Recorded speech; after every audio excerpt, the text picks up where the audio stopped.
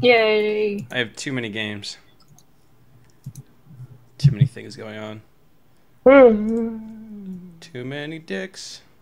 Ooh, baby. Too many Not Hey, dicks. enough Cody, time. did you sign up for that LARP? I sure did. Heck yeah, same here. I'm trying to figure out how to make a. I want to make at least a breastplate and a weapon. Either I wanted to make a spear, but I want it to be collapsible, so I can put it in my carry or my luggage. Yeah, please do not put a spear in your carry-on, even if it's fake. Yeah, it's true. But like, I don't know. Anyway, let's get down to business. Oh wait, you want to see the helmet? Helmet I'm working on? Yeah. It's really bad because I don't know how to use paper mache mulch or whatever. But like this, I don't know if it's which. Oh, nice. It's actually not a medieval helmet. It's actually a helmet for something else. Because of reasons. But I don't know how to paint the damn thing or do the other stuff. I don't know. It's supposed to do a bunch of other crap. What does that even mean? What? Nothing. Nothing I ever say makes any sense. The title for today: Happy, High, Hissy, Haptastic. If you noticed, a lot of the titles that I give a lot of the episodes are just weird alliterations. Okay. I'm pretty sure one was like Dungeon, Delve, Damn It, Danger. I don't know. Anyway. Welcome back to Subway Princess. We do a bunch of stuff here. We like to play D&D. We play the Princess of Apocalypse campaign. I don't think the actual video for Twitch is working, but that's fine anyway. We're going to continue to play because it's a fun game. You know who likes playing fun games? Nathan does.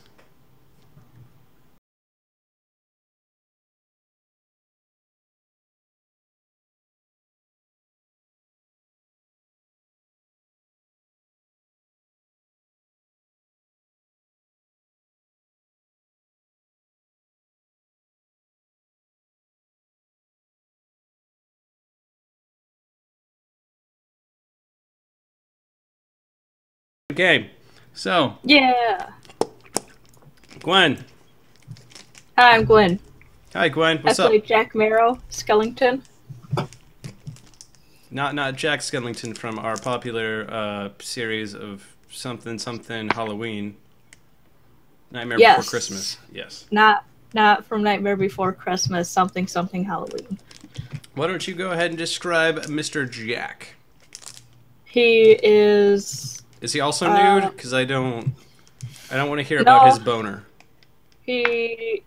Sadly, his boner does not poke out. Aw. He's like 2'5", so his boner's proportionally big, but not big compared to everybody else's. And he's got a cloak on right now, so... I was hoping that you...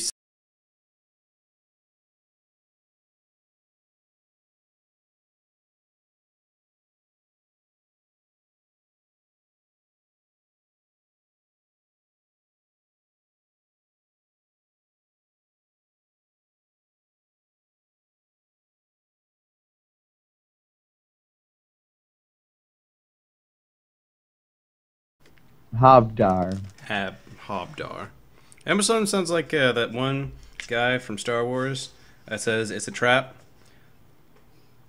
Admiral Akbar. Admiral Akbar. Yeah. Trying to actually figure out, did I make it? I wonder if I made up that name or it's a name in the book. I think it's a name I made up, actually. It is a name I made up. Cool. I am a smart person. I do cool things. I do cool things. You know what? Here's what we're going to start off as. Jonathan, as you described your character, though, I'm afraid to tell you that your lovely, lovely Colleen had not returned yet. This is still sort of in the middle of the night. So he's still working the bar below. But as you all are extremely tired and get back to your individual places of sleepy time, here's what I want to do.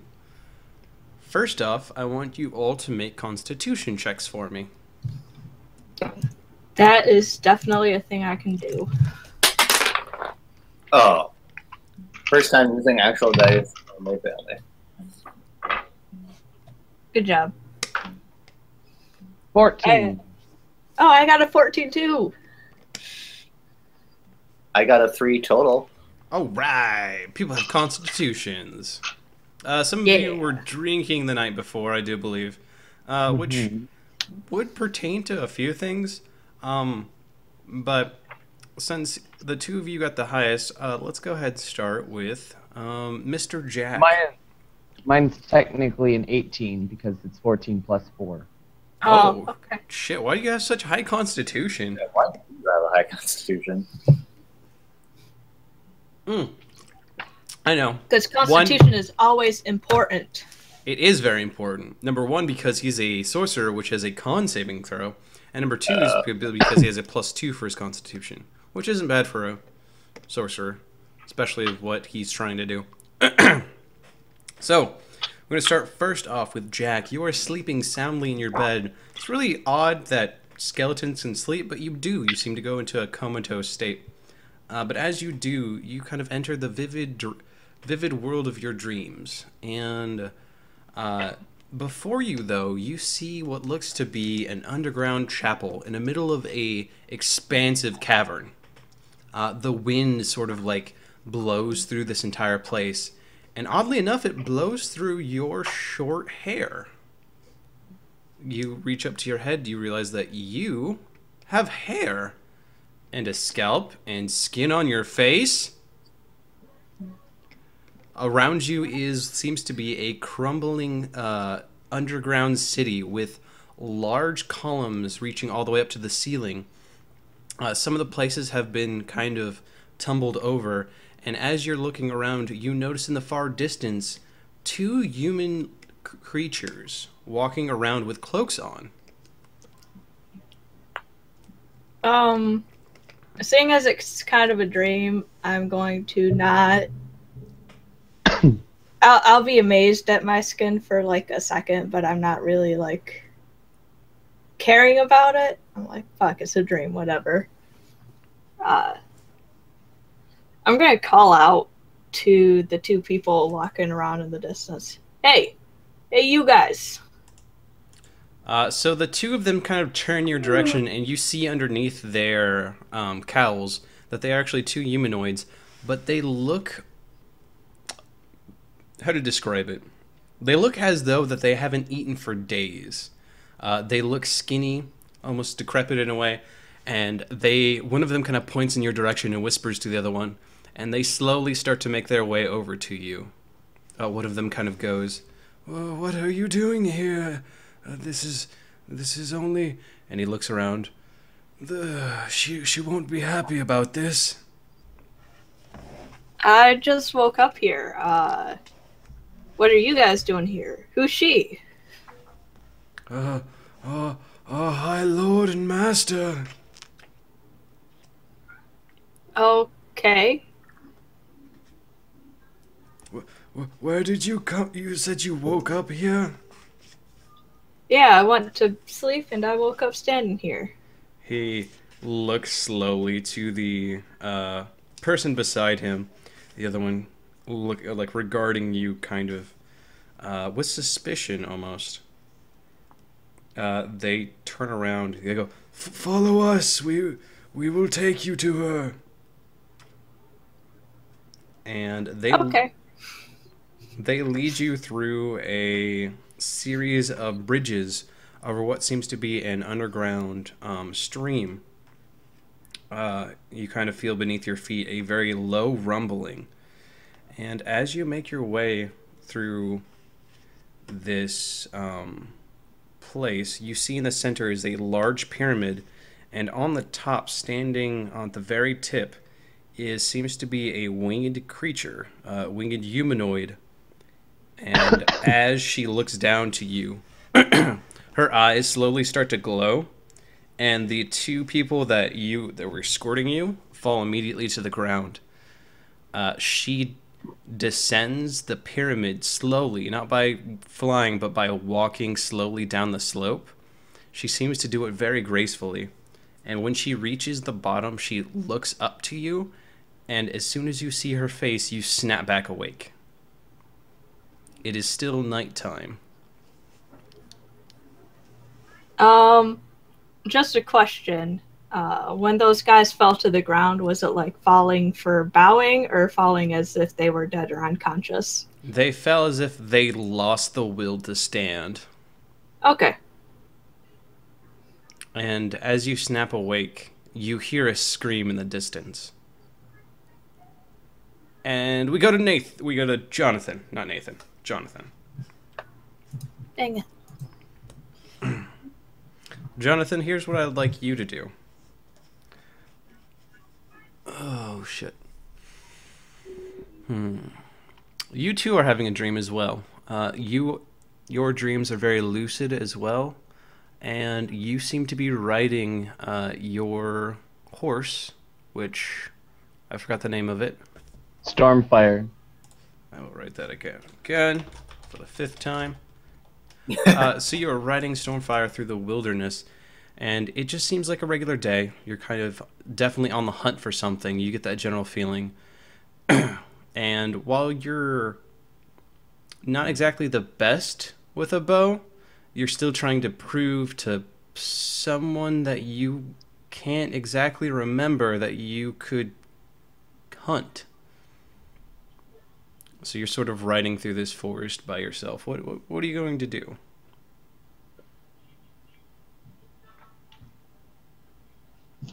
Look for what I'm hunting for. Okay.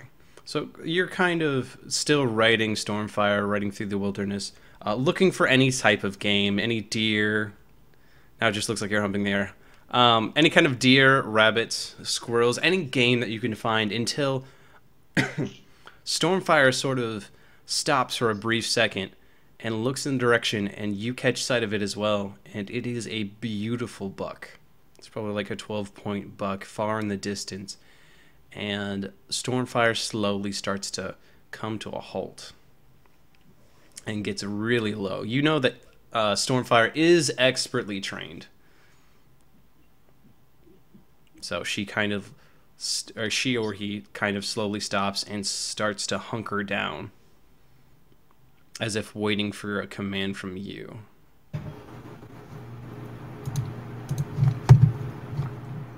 I steer Stormfire in the direction of the buck, and we slowly, quietly move towards it while I draw my bow. Go ahead and roll me a stealth check.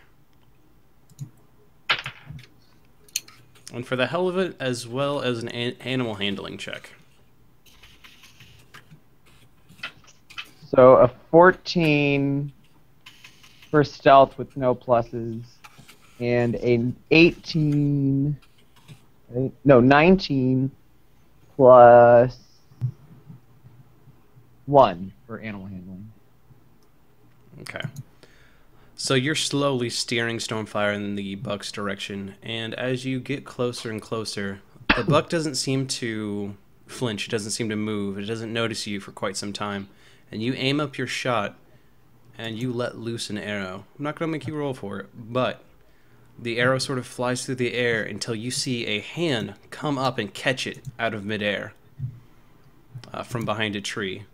The buck turns and looks at you and starts to run off.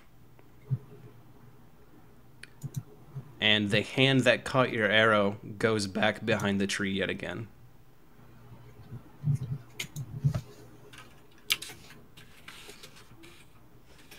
We move over towards where the hand was at, and I call out, "Hello?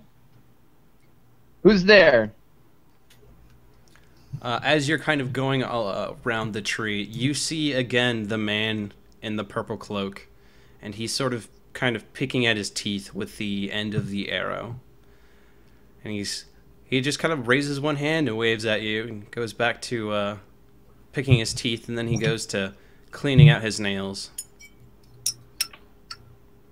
I'm sorry, did you need this?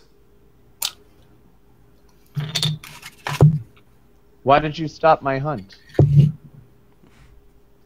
It would have missed anyway. It would have been fine. That buck's not for you anyway. Who are you? Someone that enjoys lurking around, hanging out in woods, protecting poor innocent bucks. In my dream state, do I remember who this guy is that I've seen him before? Yes, you kind of realize at this point that it is a dream. You are lucidly dreaming. Why are you following me around? He shrugs his shoulders. It's entertaining. And I'm sort of bound to it. Are you hijacking my dreams? Or No, I'm just in my mind? I'm just being a player in a game. What game are you playing? Chess. I like chess. Do you want to play some chess? Sure. He puts out his hand and a chessboard appears. And then he throws it over his shoulder. He's like, we don't have time for that. That buck is about to get eaten any second now. And as he finishes his sentence, you hear a scream come from that direction. Clearly an animalistic scream. And a roar of a bear.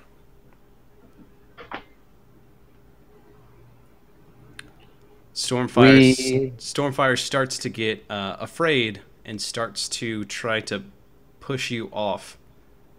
Go ahead and roll me another animal handling check. 19 plus 1, 20. So you sort of pat Stormfire down. The purple man sort of gives you this smile. And he starts to slowly walk off towards the noise. We follow. After a while, he doesn't seem to say anything. He's still kind of picking at his nails with the end of your arrow, and you get to a clearing where a bear is starting to devour this buck. It's sort of ripping into it, and he leans against a tree and just starts to watch.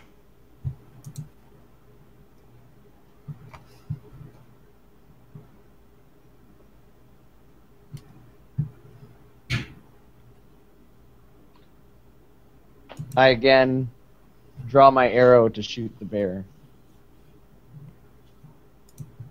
As you draw your arrow, he looks at you for a brief second. Go ahead and roll me an attack.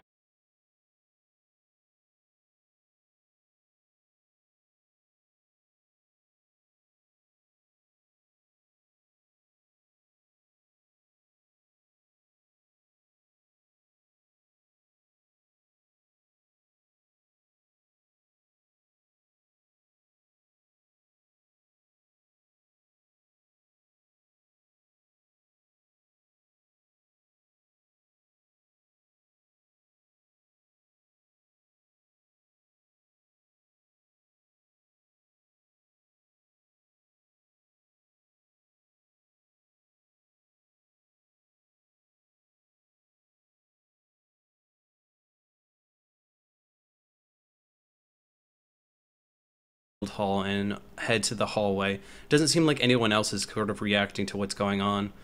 Your dreams seem to have been supplementing you waking up. You go to the doorway, however, and open the door, and you see Harburg, the constable of the town, the person that you saw below praying. He's walking down the street, dragging a shovel, and he's sort of looking just worn out. He's torn. He's just seems like half a man. And he doesn't seem to look up at you as he walks up the street.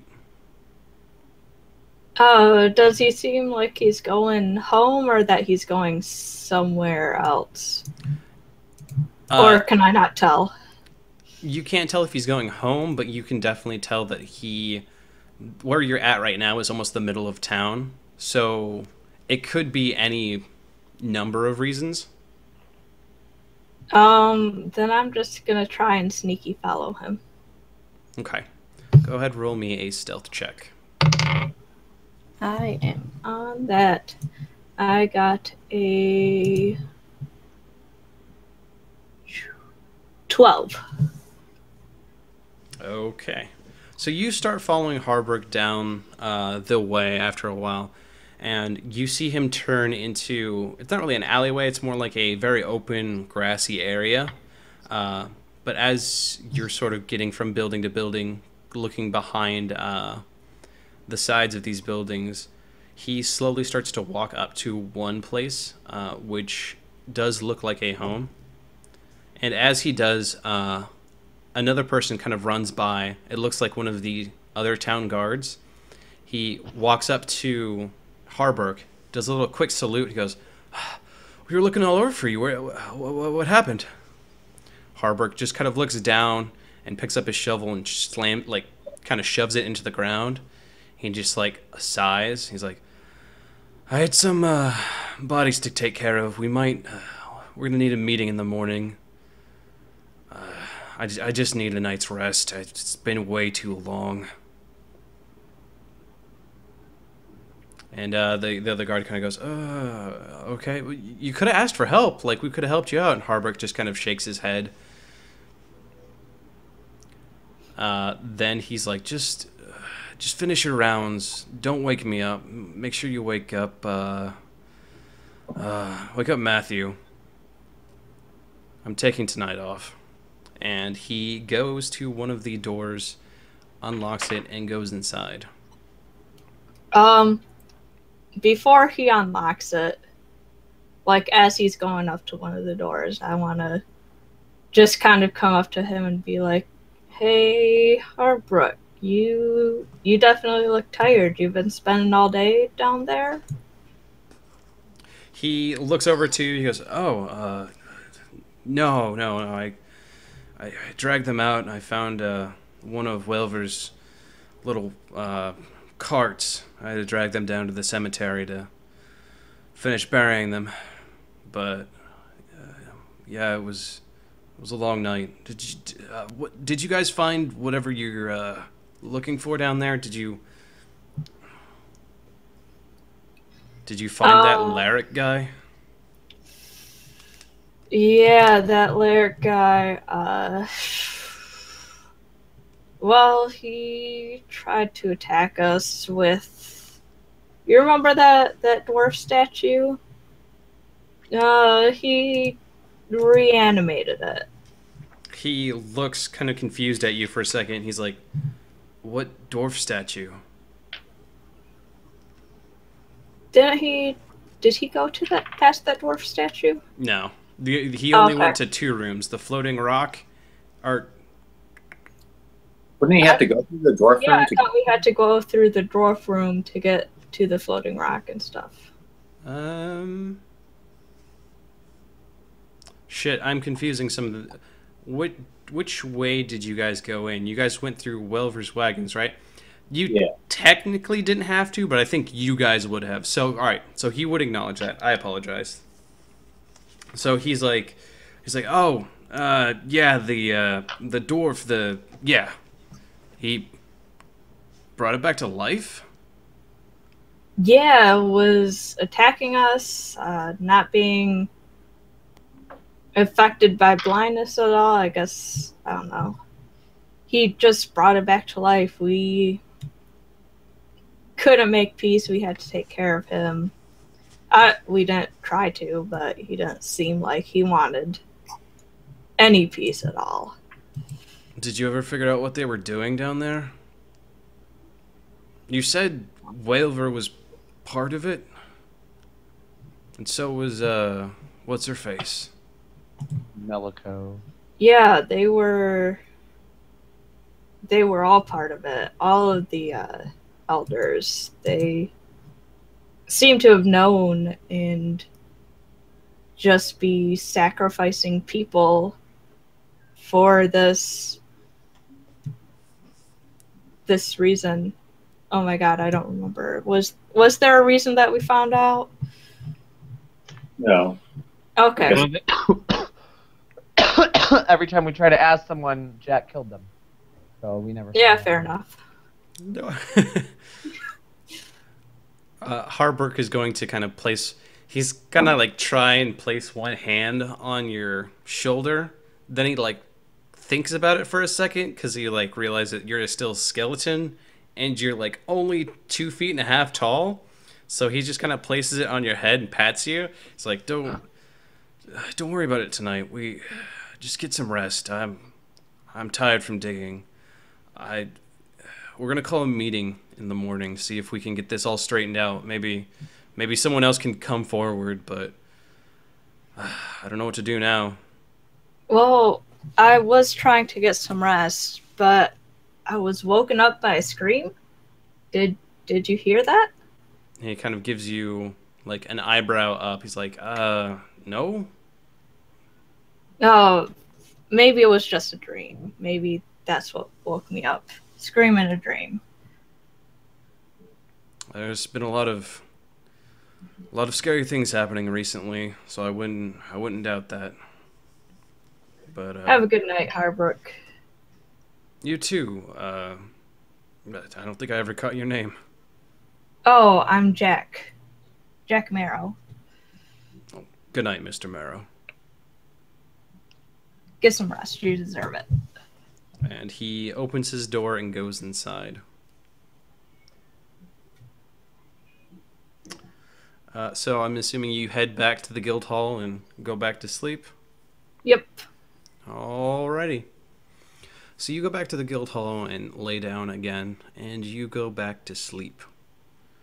In the morning, however, you all awaken. First, Jonathan. Cora wakes up in the morning, the light kind of shining through one of the windows in the room.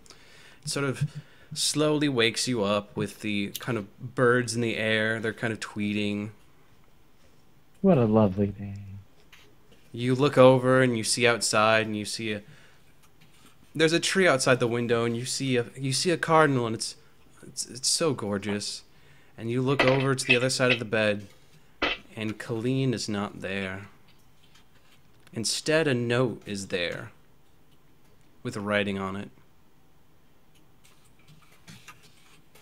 I pick up the note and I read it. It says, Prince Koro, if you would please excuse me, I need this time to think.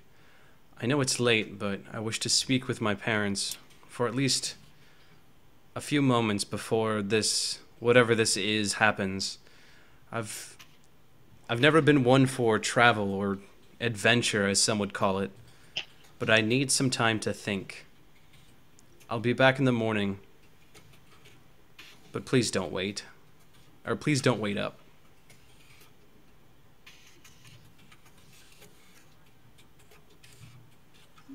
Pull the note up and chuck it into my bag.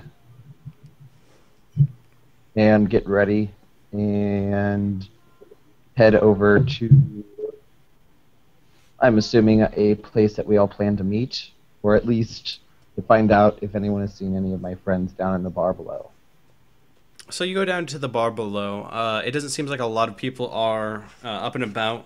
Most of the people are kind of either at work or doing something else. There are a few people in the bar kind of just milling about, some of them just being straight up drunkards.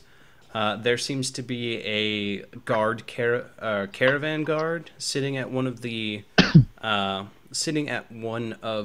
tables, kind of drinking very heavily for the morning. You see another person, looks like they're donned in some sort of shepherd regalia. And you also see the innkeeper herself, Kalissa Erkel, and one of her maids, Galita, a human, kind of walking around, kind of serving drinks and whatnot. I'm gonna approach Kalissa. What can I do for you, sweetheart? Good morning. I was wondering if you happen to have seen my friends, the skeleton and the moody elf. Aren't they the ones with the Finkelback or Finker, Spry something? They're in the guild hall, sweetheart. I think that's where they're living at now. I'm surprised that you're not one of them. You look kind of strapping adventurer yourself. We just met. Still getting to know my new companions. Then I guess I'll head over to the guild hall then. Thank you. No problem. Are you that one who tried to steal my one of my waiters? Yes, I am. He told me last night. He said you just up and offered him to go out adventuring. You can't be doing that. This is not proper society. But then again, you can't be coming up and stealing my workers like that. Nah, but you said you're a prince. I heard him talking about it. So you be on your way now. Thank you. So I head over to the guild hall. So as you exit the swinging sword, you look around and you notice a lot of people are milling around for like the morning. But in the distance, you see a group of people gathered around next to a building, next to Welver's wagons. And they seem to be circled around something, and someone's shouting something out. I will head in their direction. In the direction of the shouting? Yeah, see what's going on. You hear a very familiar voice kind of yelling out amongst the crowd. It's a very low and raspy voice, and you recognize it as Harburg. He is yelling at some of the people to stand back as you hear crying from several children and kind of the gasps from mothers alike. And you hear Harburg go, all right, stand back. This is... Damn it. This is... We need everyone to clear the scene because this is not... We need to figure out who did this. Maybe there's a wolf in the town. There's got to be something going on. I need everyone to make sure everyone's in their homes again. I know this is going to be a repeat of last night, but this is the way it's got to be. Harbrook, what happened? You kind of yell over the din of people. You still can't see inside, but you can definitely hear his voice. You kind of hear several other people kind of saying the same thing as they can't get any closer within this circle. It looks like you would have to push your way further into the circle in order to see what was going on. Harbert kind of continues on as he's trying to clear people out. I'm going to push my way through the crowd that's trying to clear out and also see what's going on. Go ahead. Make me a straight D20 roll. I feel like this should be modified by something, but I'm just going to make it a D20 roll. 6. So you're trying to push people aside, but they are not budging. They seem to be barring your way pretty insistently. They also seem to be trying to get in Harburg's way of whatever he's doing. I'm going to go back to Jack. Jack, you wake up in the morning, kind of the same situation. The birds are chirping outside, and it's a new day to kill more people. Nah, shut up, birds. Yeah, I don't really have any morning routine to speak of, so I'm just gonna head on outside and see what's going on. So you head outside as well, and there seems to be a milling about of people, but there doesn't seem to be a lot of people. They seem to be gathered around what you can see in the far distance near Welver's wagons, the guy that recently died yesterday. And you see Koro on the outside trying to push his way in. I'm gonna try and use something dexy, like my acrobatics or my stealth, just to like slip through the people. Use my small size to just like weave through their legs or Yep. I feel like it is a dexy check, that's for sure. Oh shit. Yeah, go ahead and roll me a stealth. Alright. That is a natural 20. So you easily get through the crowd. You're just like slipping through.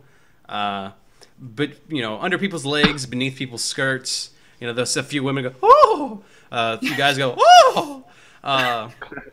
They're kind of like, they're not moving out of your way. They're just more like obstacles in your way that you're just deftly going about. And as you get to the middle of the circle, you see Harburg still. He looks just as bad as he did last night. It looks like he got absolutely no sleep. And he's bent over a body that looks like it's been ripped to shreds underneath one of the wagons. And we go to Tsukiya. I feel like I am not being very good at being suspenseful and secretive about what I'm doing.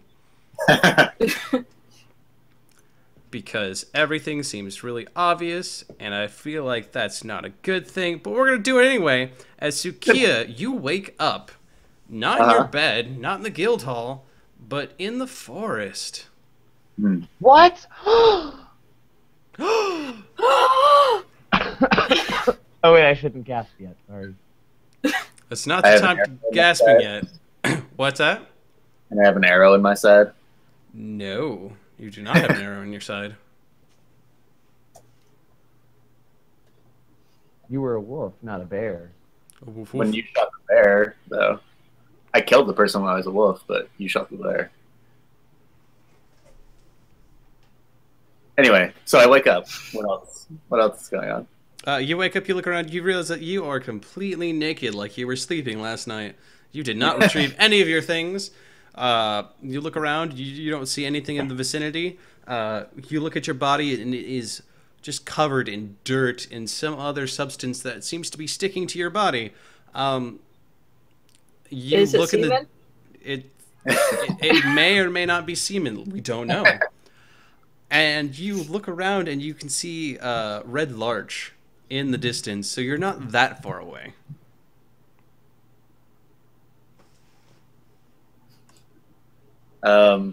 Do like I see anything around me, or I'm just like in the woods? Like there's nothing notable. Nothing really of note, no. Just kind of, you see the forest, you see the roads that kind of cross Red Larch, which are the Long Road, I believe, and the Carn Road. Actually, no. You notice that you are to the northwest of town, next to one of the mountains. One of the mountains that they actually built the quarry into. You can actually see from where you are now, you see the Keldell path, which is just like a very small path out of the town. And you see a pond. There's a beautiful pond, and it's pretty. And there are birds chirping. Well, first, and I'm going to stop you from speaking every time with my description. Okay. Because I'm a dick. I guess the and first I'm going thing to continue doing this. Okay, I'm done. The first thing I'm going to do is kill Cody, and then I'm going to get in the pond and wash off. Like a majestic being, you walk into the pond, becoming one with nature as you wash your body. Yes. You grab some Irish Spring from the side, and you do it to it. And then I guess I'm just going to make my way back to town, but I don't really want to go back naked. And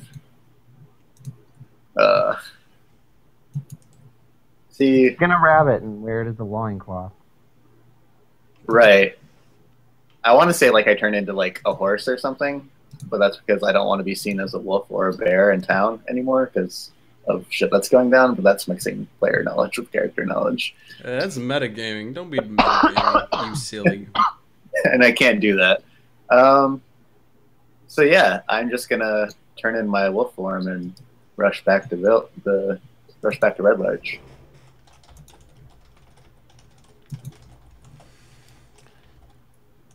Wait, so you're gonna walk back to Red Larch naked? No, I'm in my wolf form. Okay. Yeah. Are you going to take the main road, or are you going to take the... Are you gonna, like, try and sneak around?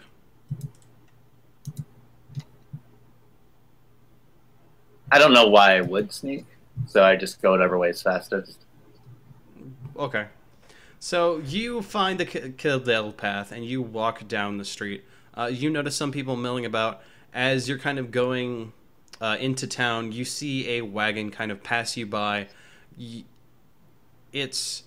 hear people saying something about the wolf, about, you know, oh, the wolf, but like some of them like look at you, and mainly the guards just kind of look at you and go, that one looks domesticated. That one doesn't seem to be attacking. Plus, so close to town. That's it's nothing to be worried about. You're not. I'd be guessing you're not growling at anybody. Oh no, I'm making my way back to the guild hall, and not really giving At like a anyone nonchalant pace. Yeah. Yeah, some of the horses kind of freak out, but the handlers are pretty adept at kind of keeping them straight. You slowly start to walk back into town where you see people milling about, but you also see a very large group of people, in which you see at the back is Koro trying to get into this large group of people. You see Jack actually slip beneath a woman's knickers, and she goes inside of the little circle of people. There's a few people that kind of stop and look at you, but they seem to be surprised for an instant, and then become curious and grab their children, sort of like yank them away. Some of the guys that are like holding something, they kind of put it down abruptly and then look at you and then like hold for a second until you like just continue walking, and then they pick up what they're doing and then walk away. They seem to be oddly reacting to this. What? Would either Jack, probably not Jack because he made his way through the crowd, but would Koro see me? I'm assuming Koro's still trying to make his way into the circle of people. Okay. But here's what we'll do. We'll do an awesome dice roll to make things random. And that was a high number, so I'm going to say, Koro, go ahead and roll me a perception check. Actually, no. Tsukiya, roll me a stealth check. Okay. What's up with the hand? I was going to drop a dice. It is not good. 3 plus 2 is 5.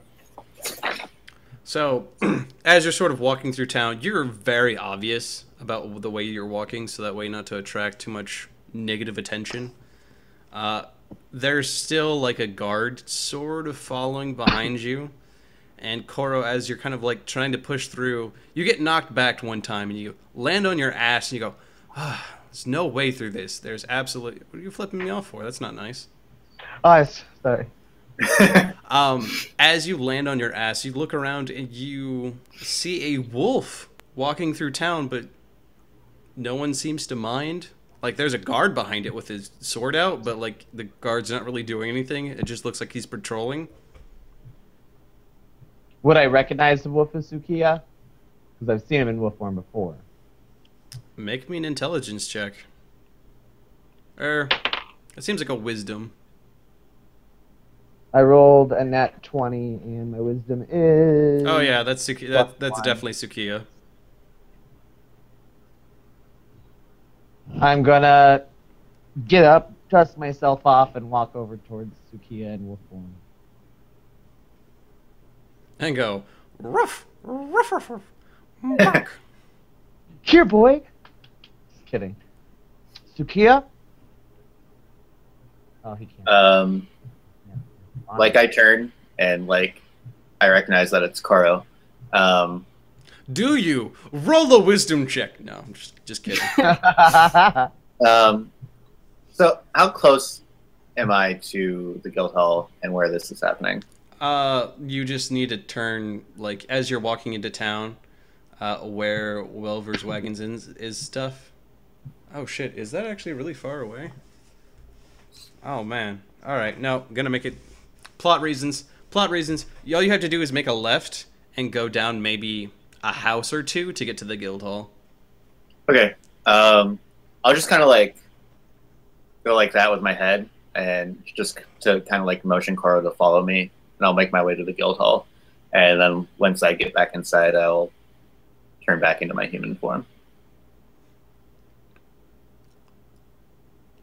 I feel like this game really needs a innuendo skill, but Right. I'll let you have it. So you kind of motion your head that way. Koro, I'm assuming that you follow. Yes. You guys return to the guild hall. You kind of open the door for Tsukiya, and he walks inside, goes down to their room, finds the door open, and the sheets around the room sort of like scattered about the room. And then we go to Jack. Jack, you enter the middle of the circle, and you see this body next to Harburg, just mutilated. Seems to be attacked by some sort of vicious creature in the middle of the night.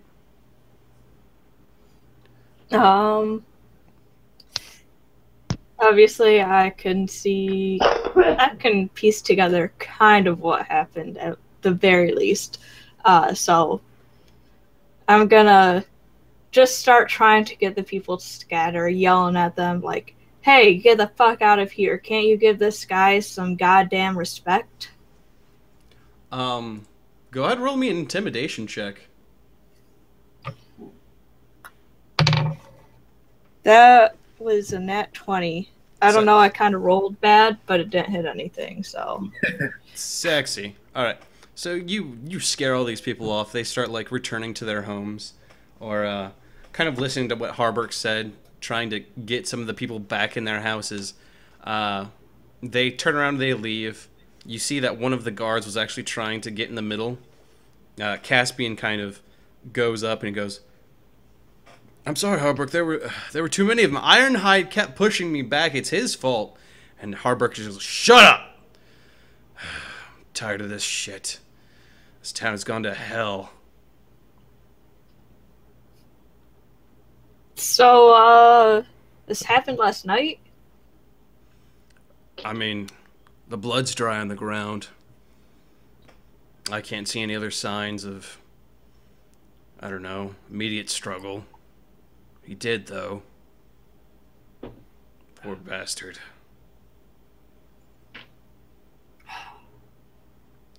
Harburg is going to kind of nod his head and say a prayer again that kind of piques your interest, and it is to the god Kelemvor. It is a rite of passage for the dead, and for him to be judged fairly. Do they all bow their heads during this prayer? Just Harburg. Okay. Like the guard kind of like just stands there awkwardly for a second. Yeah, I'm gonna stand there awkwardly too. If they were all bowing their heads, I'd probably try and see if I could see what this guy was carrying, sleight of hand it, but there are people watching. Steal from him as he's praying? No, steal from the dead guy as he's praying. Oh, okay. Asshole. He's dead. He doesn't need anything. So, but people are watching, so I'm not gonna do that. So when he's done, he gets back up. He's like, I'm gonna go back to my house, get the shovel. I'm gonna take it to the grave, ask around town, see if anyone's missing. I'd hate to have another unmarked grave. He looks down at you, Jack. Did you need something before I walked off?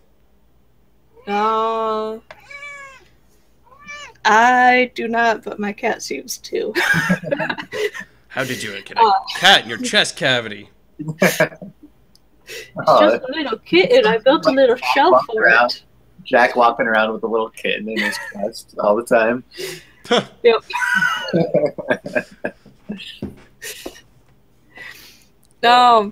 Yeah, I don't need anything. Well, I don't care about death. I understand that people do. So I'm not super crude. And I don't need anything right now. So I'm just gonna head on back. He stands up slowly. He's like, all right, I'm gonna... Like I said last night, I'm gonna have a meeting. I'm gonna need to get your 2 other friends, companions. Get them together. I need them all to meet up at the Helm at high noon. Perfect. We'll be there.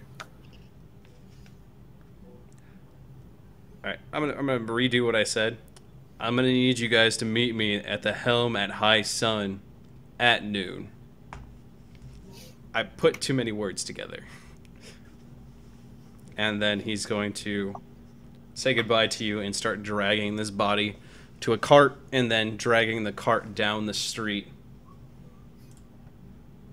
along the Cairn Road.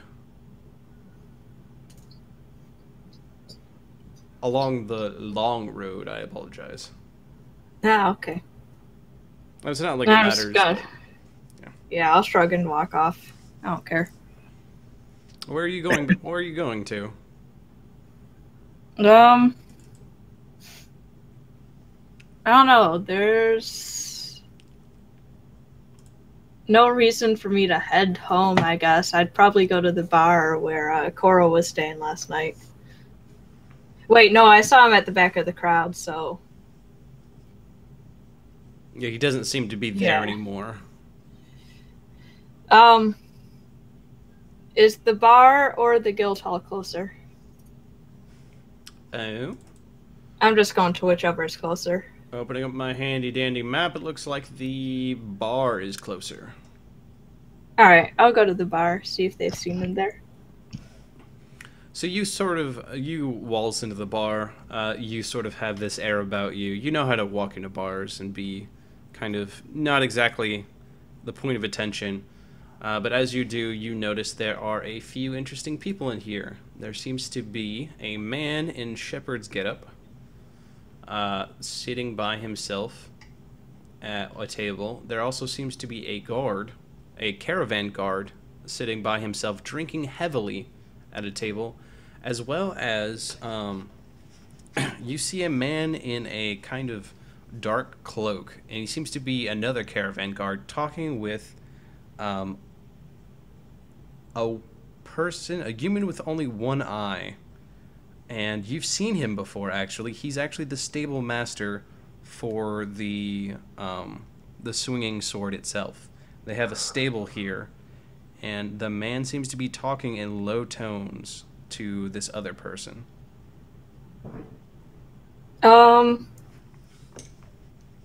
gonna kind of sit at a table, empty table near to them, the stable master and caravan guard, and try and listen in, but, you know, obviously not drawing attention to myself. I'm going to make some rolls, and you're going to ignore them. Okay. There's Yay. a roll. There's a roll. There's a roll. Alright, so you're sort of like sitting kind of somewhat near them, so that way you can hear them? Yeah. Go ahead, roll me a stealth check. That is a 19. So you sort of slip next to this chair. You pull out the chair, but you kind of hovered above the ground just ever so slightly, so it doesn't make that eek noise as it pulls back. And you kind of hop up on the chair. You seem to be really adept at this, even being so small. And they don't seem to notice you whatsoever. Being a skeleton, like, in a fucking bar, like, that's kind of weird. But they don't seem to take kind notice to you. And they're just kind of, like, talking, and you hear a few sort of passing words between them. Yeah, it went down. No, it was the Earth one. No, like, they died.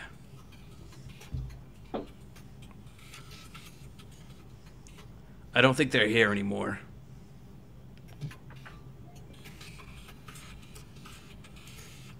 You don't seem to be able to hear whatever the other person seems to be saying. This seems to be all coming from the human with one eye. He sort of has like this eye patch on one side. He's the stable master for the swinging sword. Do I know him to be one of the elders, or probably I don't know?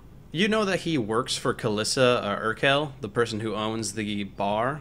But for the most part, he's a very silent guy. Doesn't seem to talk much. Seems to keep to himself. Kind of deal with his horses or whoever comes into the stables very respectively.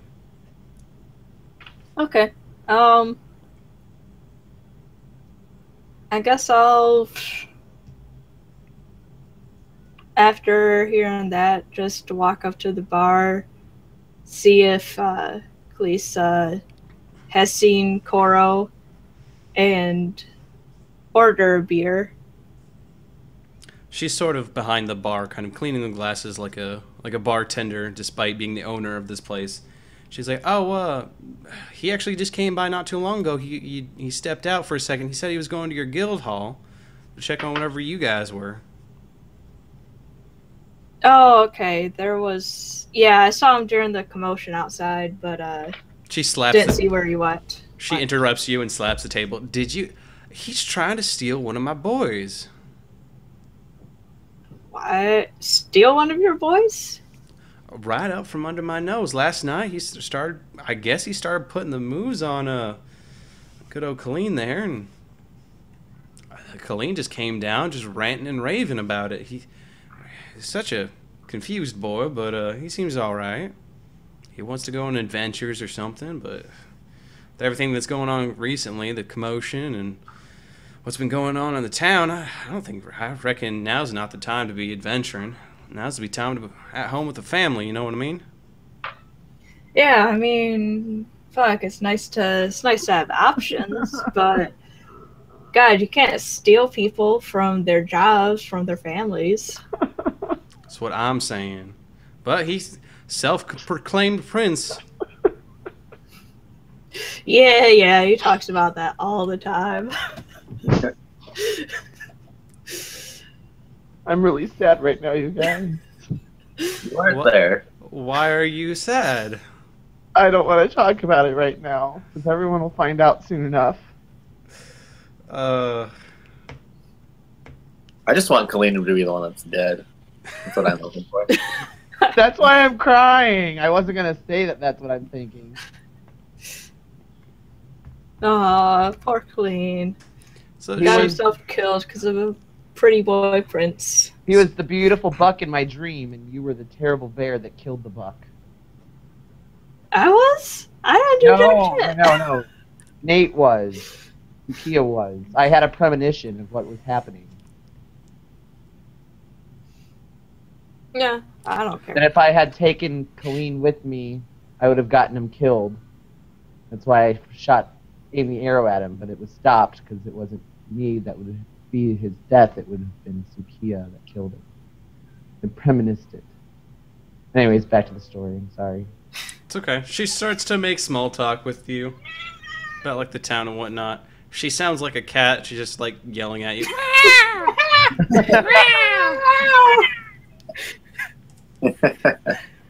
But for the most part, yeah, she seems be content, just kind of shooting shit with you. Alright, yeah, I'm just gonna stay there and shoot the shit with her.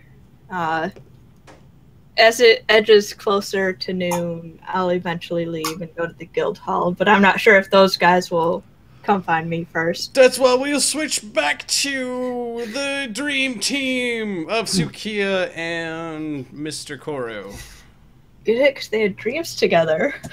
They did have dreams together. Well, maybe not together, but dreams, for sure. Right. Tsukiya, you kind of get back in your room, gather your belongings, put the sheets back on your bed. I need to know when he turns back into a human naked in front of me, because that's a thing that's going to happen. Well, all right. All right. I did it as soon as I walked into the building. I turned back in my human form. He gracefully walked across the floor, his hair Naked. flowing in the non-existent breeze, naked for all to see. Bear, but not a bear, because he could totally do that. I can do both. I give the best bear hugs.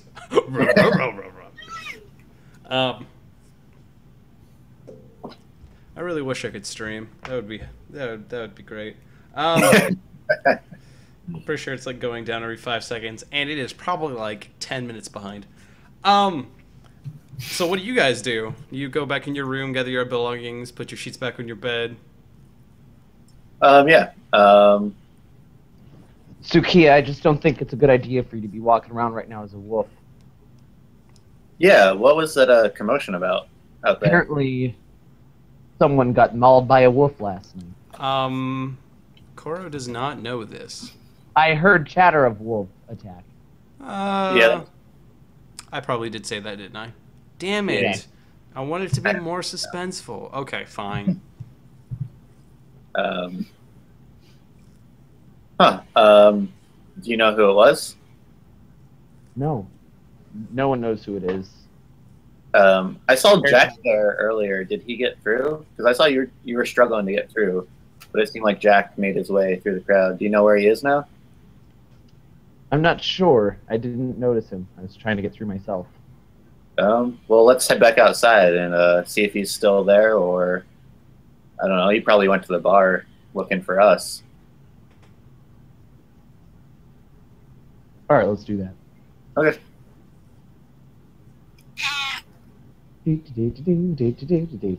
So you guys enter the bar back again as Jack is sort of sitting at the countertop, sort of drinking something, but with a glass underneath him.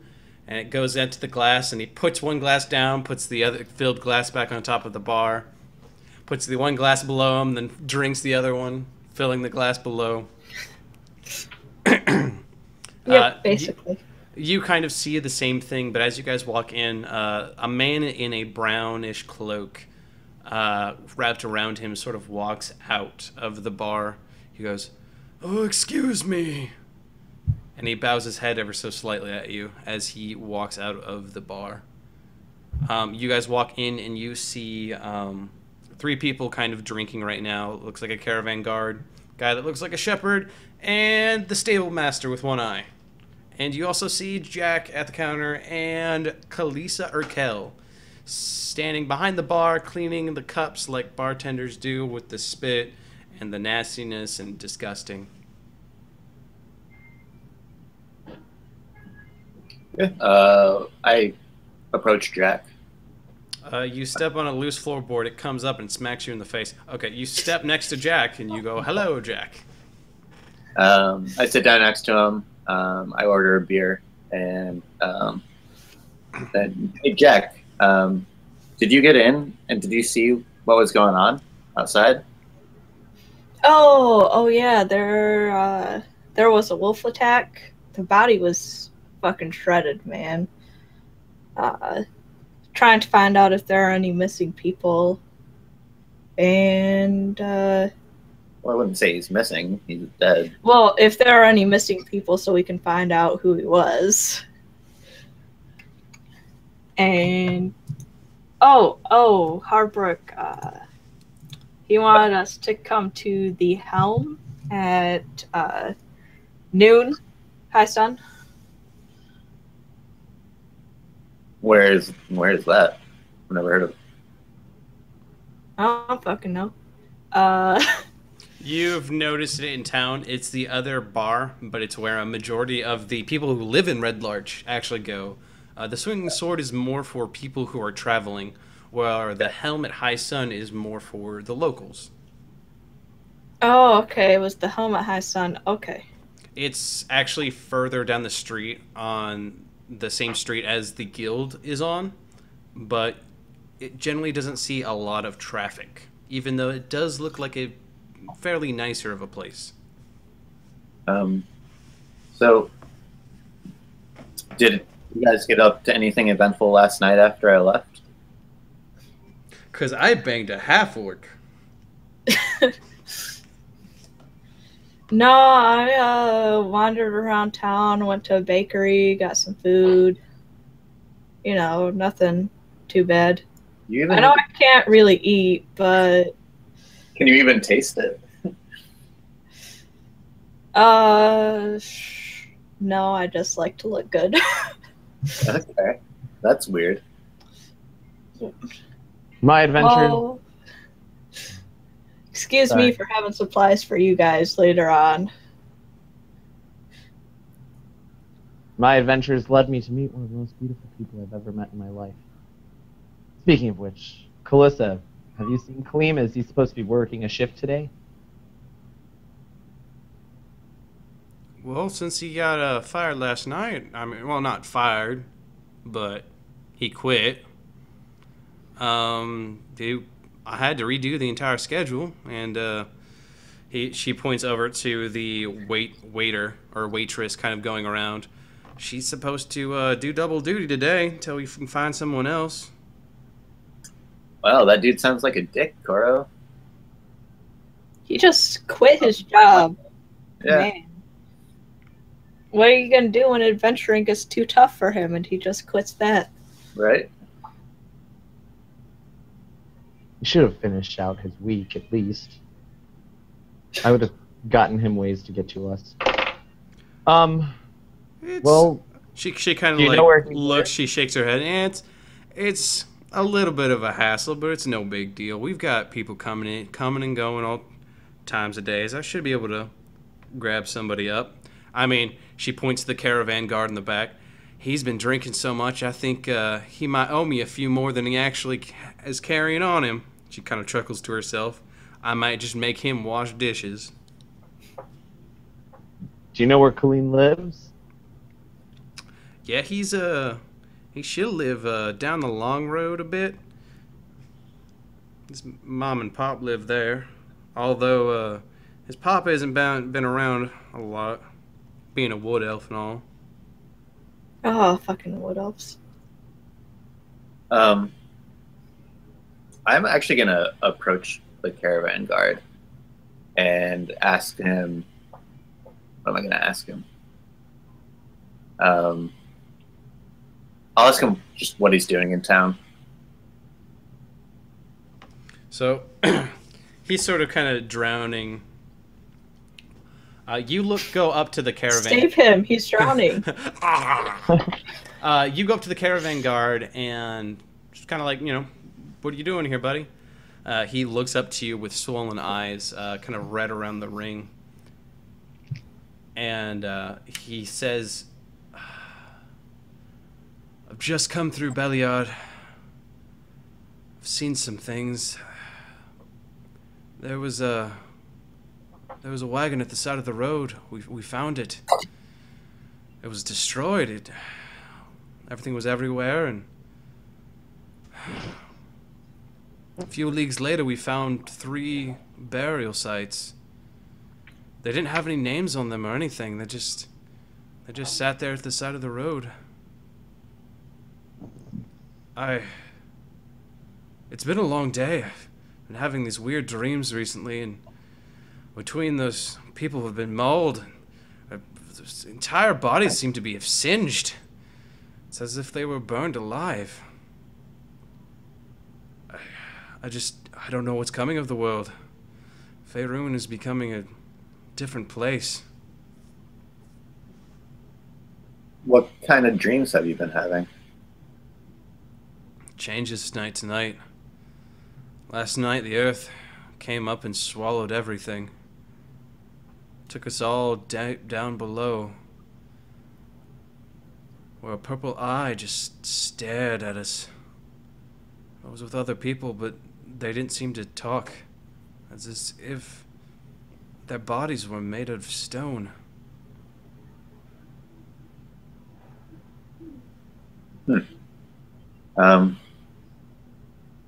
What are you traveling with? What are you carrying?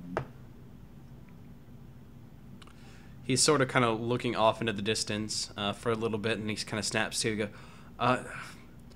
They went on without me. I told them to leave me here. I only took half of my pay, if that. We were supposed to go to Waterdeep. It's supposed to be a shipment of some of the dwarven ale we get from the north. Well, if you want to be safe, I don't really think you should have stayed here. You might want to move on if you can. He looks up at you and he has this sullen look in his eyes. He's like, Right now, I don't think any place is safe. And he starts to stare into his drink. I'll walk back over to Jack and Koro. I mean, is it about noonish now? Can we head over there, or? It's getting to be. Okay. Say, let's finish up our drinks, and then we can head over and talk to Harburg. Let me, Kalissa, will you please give this to Clean if you see him today? And I hand her a note that I had already written. Okay. She kind of grabs it from you. She goes, "Is this, I'm guessing this is a private message between you and him?" And she winks. You're sexting. No, I'm just asking him, just letting him know where I'm going to be at. If he stops by. She's like, "Oh, well, I'll give it to him. I won't read your personal effects." Winks again. I just smile, chuck a little bit, and then head out the door with the rest of the group. I would hand my drink to somebody so that they could. I'd hand my drink to the guard, the caravan guard, as we headed out. Oh shit! So you, Here you go. as you Here's walk, my phone-washed alcohol drink. so you walk by, and as you do, you set it on the table. You go, "Here you go, pal." And he looks up. He goes, "Oh, thanks a bunch." And he reaches for the drink, and he takes a look at you. And he goes, "Oh my god!" What? He's like, by Shanti's grace," and he faints he faints onto the table. I'm gonna yell back, "Hey, Kalisa, sorry about that." Your dishwasher just fainted. She just like waves to you. She's like, "Don't worry, I have him dressed to wash dishes by the time he wakes up." God, I love this woman. I'm not sure. Anyway, so you guys, I'm guessing you all head out. Yep. Yep. So you guys all head out towards the Helmet High Sun. You know it to be inn/bar. But as you kind of head over, there seems to be a few other people entering as well.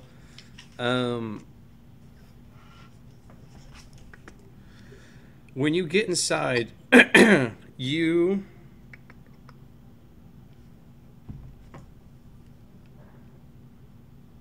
Hold up. Holding. Okay, there we go. My headset went out for no reason. Oh, okay.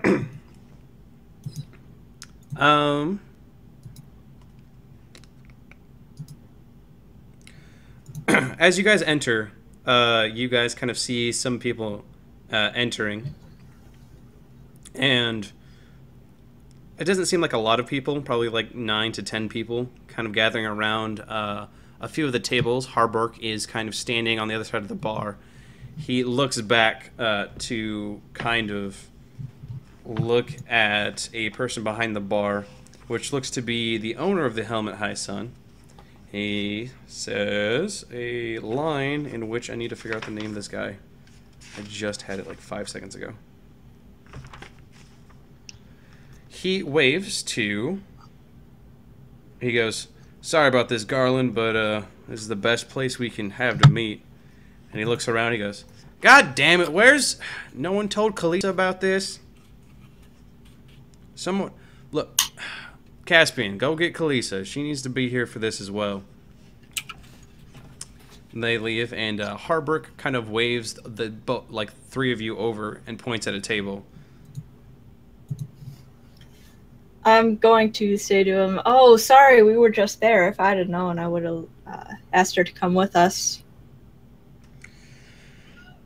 It's alright, she's, well, I figured she's the one that kind of meets all the people coming into town, so she might as well know this as well.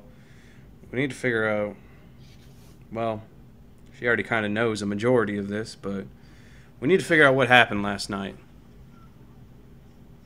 and he looks around. We've discovered something underneath the town itself. It's like an old ruins that these three discovered the other night. It seemed like some of the elders in town knew about it. I'm only going to assume some of you already know about it. It can't have just been them. But what I need to know is what was going on. I found 3 bodies last night. Can't figure out who's missing, but something's going on. If it wasn't for these 3 people right here, this would still be going on. And we could have travelers coming in and dying, reaching back to Waterdeep. Think about our reputation. No one else would come if they keep hearing that people die at Red Larch. Now I need someone to speak up. Someone to take charge of this and own up for your mistakes. A lot of them kind of sit quietly for a second. He looks over to the 3 of you. Is there anything else you figured out? Before that, you said you found 3 bodies last night?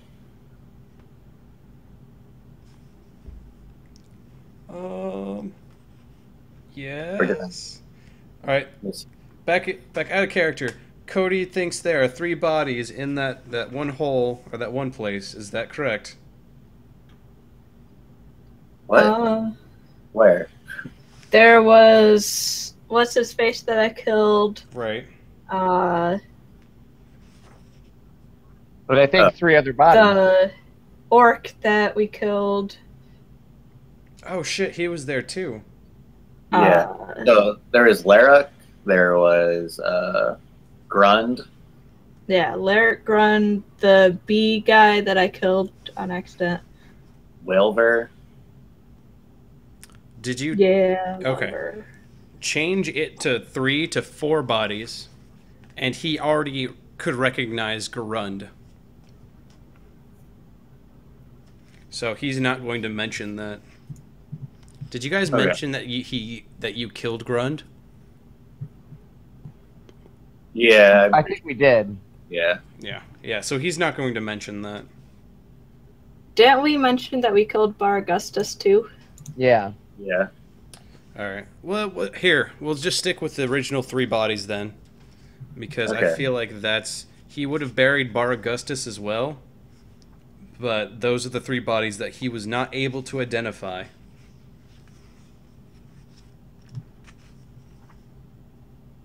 I'm still confused. What 3 was he not able to identify? The 3 that were in the pit that were there were symbols already carved on their head. Oh. Yeah, there was already there 3 were... bodies in there. You guys put Bar Augustus in there. I was imagining it like the pit was like full of dead bodies. Yeah, I didn't know it was only 3 people in there. Yeah, it was. I thought it was like a lot of them. Sorry, that's why I was so confused. Yeah. Okay, I got you now. I mean, we don't really know anything more than you do. I mean, we told you everything we knew. Pretty much anyone that could have given us any information is dead, as far as we're aware. Yeah, they all, most of them tried to attack us. And... Wilver was killed before he could even give us any information by Melico.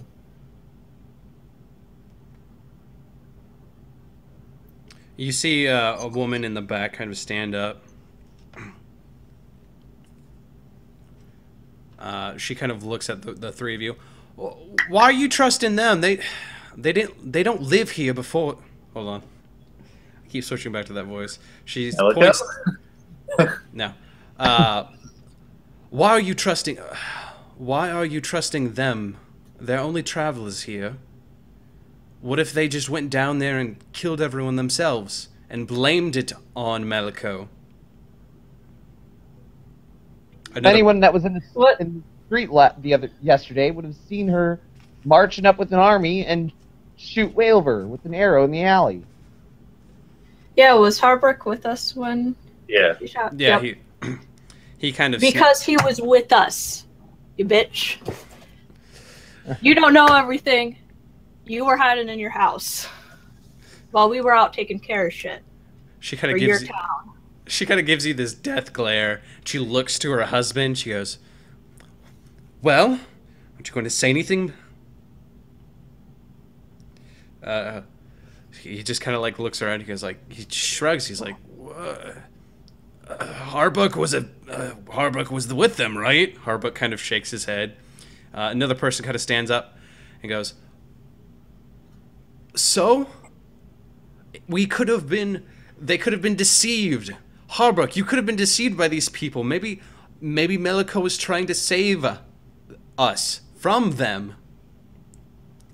What, He by saw her- murdering Wailver first? So that we couldn't hear anything from him? Harbrook saw that. We couldn't have deceived that. But what about Bar Augustus? Where did he go? I heard Harbrook talking about him. He was muttering something last night. Jack? You wanna know where he went? He was following after these fucking cultists. He was doing their dirty work for them. He was coming, trying to attack my friend here. I don't take attacks lightly, so I had to kill him. So you finish your sentence and the room kind of gets quiet and one of them goes, "Cultists? Well, but no, there couldn't have been in town. You don't think the elders did, you?" Just kind of like a mumbling of this whole cultist and the elders thing. And Listen. Go ahead. We don't really know how fully involved your elders were with these cultists, but they were involved with them. We didn't really mean for any of them to die. They did because we were defending ourselves. It seemed like most of them were just going along because they were trying to protect the town.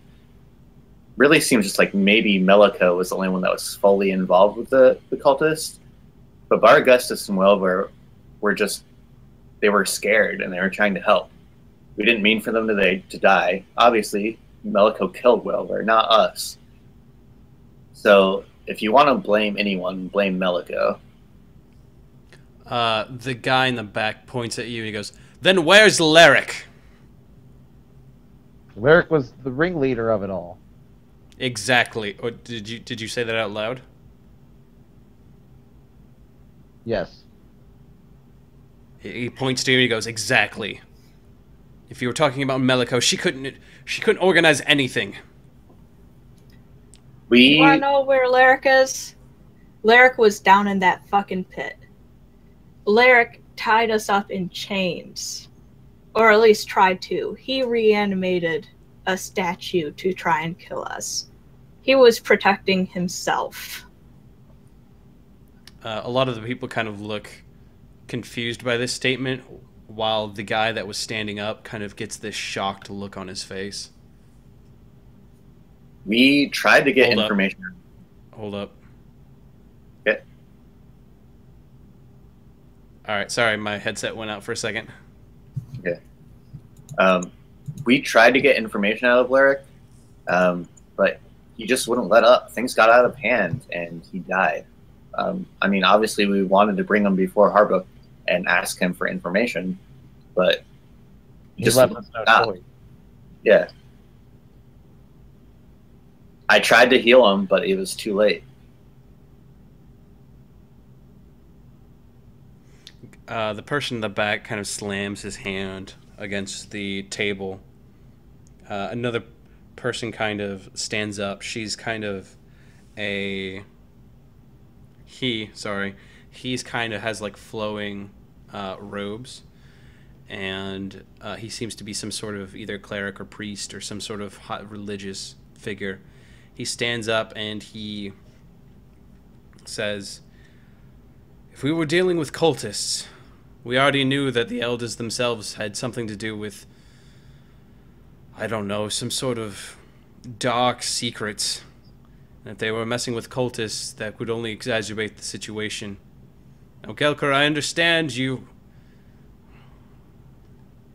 were part of the elders, but we have to know now what was going on down there.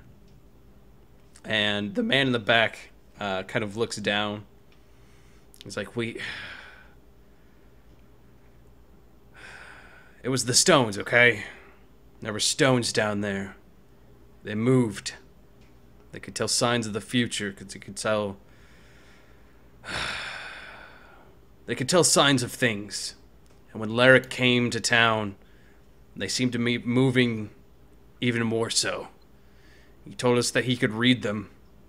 He could tell us the future through them better than we could. Better through those diaries that we found. He gave us so much information. He knew what was happening. He knew when the sandstorm hit. He knew about the earthquake. He didn't know when the holes opened up. He needed sacrifices, though. We didn't want anybody from the town. He puts his hands up. So we grab people from the road. Is that what you're trying to do with us? It's like, he looks, he's like, no, you guys went down there voluntarily. I had nothing to do with that. When the holes opened up, I stepped back. I even told Larrick that I didn't want anything to do with it. Wait, so you say you grab people from the road. Do you think their lives are worth less than somebody from this town? It wasn't me, Just though. because you don't know them? You consented to this.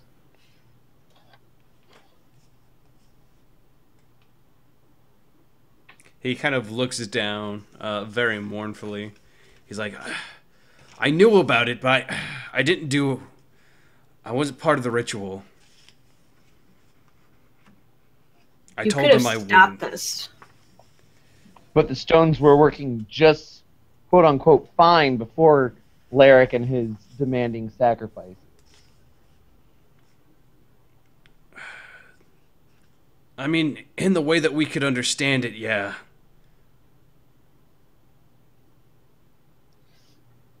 Nobody needs to know the future. Towns get along just fine without knowing what's going to happen. They have disasters, and they work through them. Why do you guys think you're so special?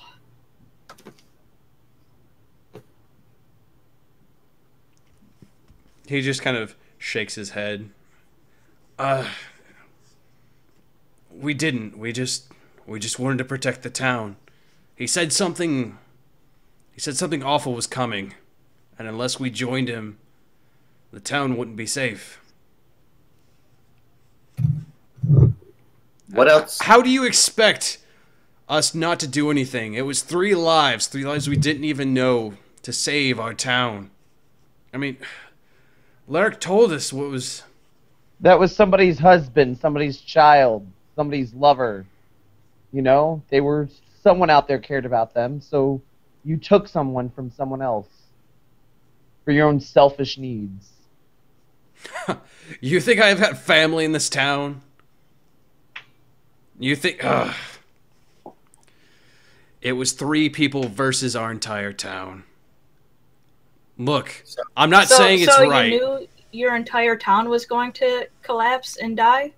You knew for certain that these 3 people would save your entire town. He's like, look, I didn't know for certain. None of us did. But it was our best shot. And they took it. I knew it wasn't right. That's why I backed down. Did the stones tell you about anything beyond this town? Or is it just your own future? They only really Larrick could read them. We could decipher if there was, going to be a good crop season or there was going to be a troublesome caravan coming to town, but spoke to Lyric in different ways. He told us a winged elf would come one day and blow everything away. That's the only thing that he had for us that wasn't directly related to the town. A winged elf. Did you get anything more than that? Did this skunk ever show you a purple light? He kind of looks questioningly at the two of you. He's like, that's all Lyric said. He just said there was a winged elf and it would blow the town away. I'm not sure about a purple light. That doesn't ring a bell. Can you show us these future telling stones? He's going to look to Harburg. Harburg has kind of been standing here silently, as well as the rest of them. They all seem to be entranced by it. You see Kalisa Urkel kind of... She's got a notebook out and writing things down. She seems to be taking extensive notes on it. The woman that was kind of yelling before is now like sit down, kind of inched away from the man that she was sitting with, kind of pouting, but still listening attentively. Gelker kind of looks back to you after looking at Harburg, who nods his head, and he goes, yeah, I think there should be a way to get to it if we can move the barrier. The one at Melico Stoneworks. And the five of you, Gelker, and Harburg, go out to Melico Stoneworks, along with a few other workers.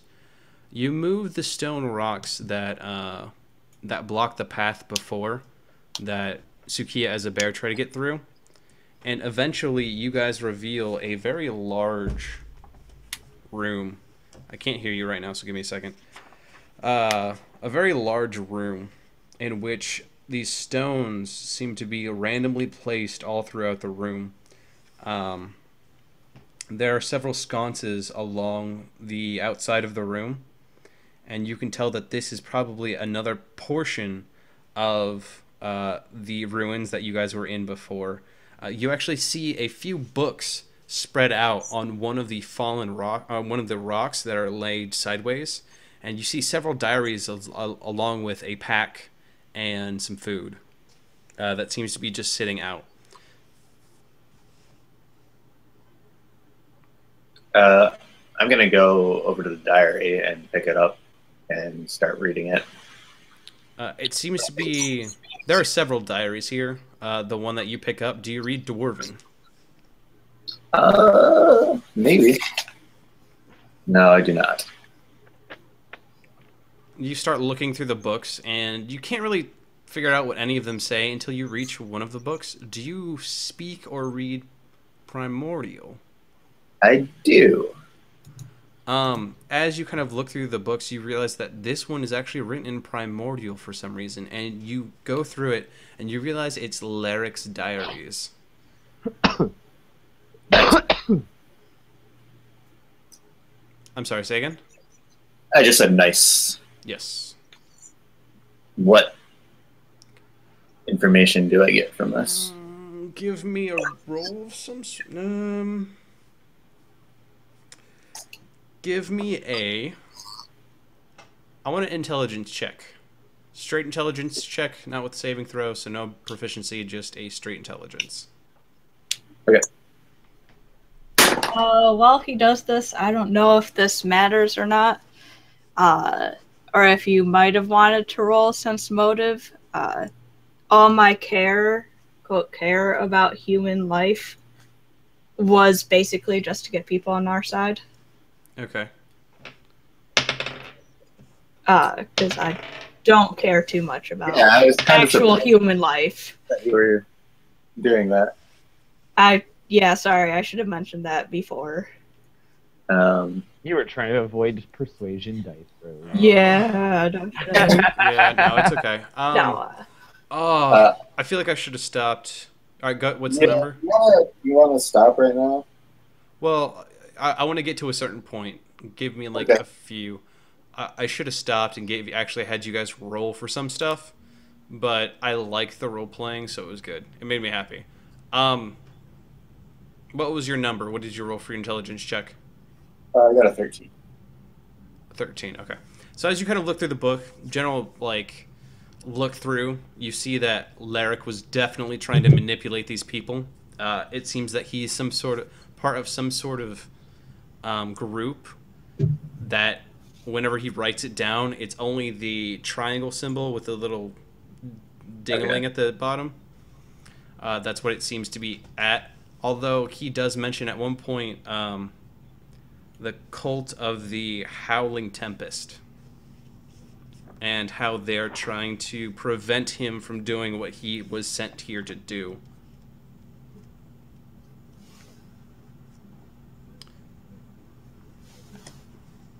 So this cult is trying to prevent Larrick from doing something. Yes. Okay. But he definitely talks about who can be manipulated. There's a bunch of notes, and he actually he puts at one point, says, I have notified someone from the symbol that he's been using to come and kill both Gelker and Welver for their insubordination. But I want to time it correctly. Please, I asked them to send some of their best assassins so that way we can do this quietly. Does he mention any names of people that are working with him here in town? Beyond the elders? Yes. You notice that he's... Where is it at? Since you asked a very specific question, I will give you a very specific answer. He mentions that if he needs any help, he has local help at Mother Yolantha's. Oh.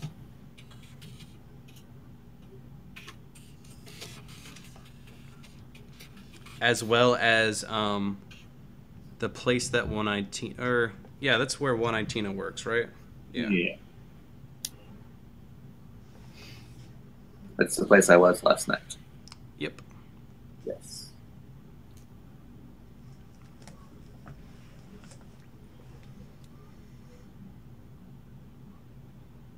That's basically all I get from that. That's all you get from that. As you're kind of going